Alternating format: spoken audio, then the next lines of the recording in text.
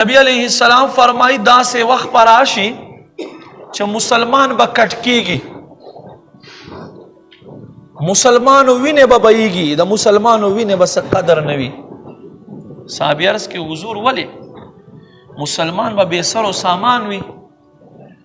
فرمائی نہ بے سر و سامان بنی، ایٹم بم بوی ورسرا، شاہین بوی ورسرا، غوری بوی ورسرا، ہر قسمہ اسباب بوی ورسرا. بیا ولی قربان اسباب هم ډیر دي، تعداد به کم وي؟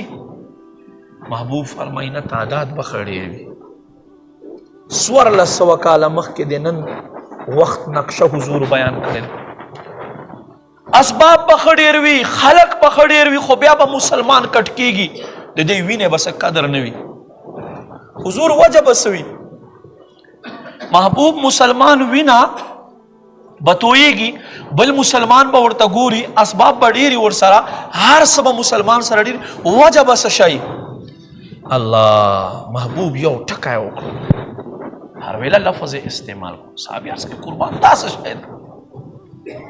فرمایي تاسو ته به دنیا زندگی خوند درکوي، دنیا زندگی خوند له وجې نه به تاسو جهاد ته قدم نه لئ. ثاقلتم الی الارض، چې نوم تر باندې واخیستلی شي، ځمکه به مو ځان ته راکاږي، تاسو په ځمکه پورې بلکل ځان پیوست کوئ. ولې؟ فرمایي تاسو به دنیا محبت لرئ، دنیا محبت.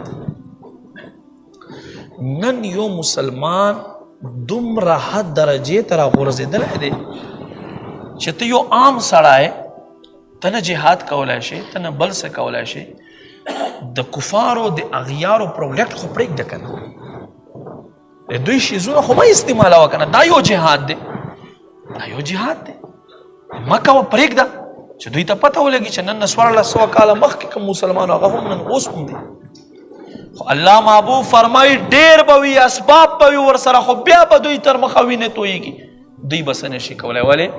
چې دنیا محبت کې به دوی ډوب شوي، دنیا خوند کې به دوی تللی وي.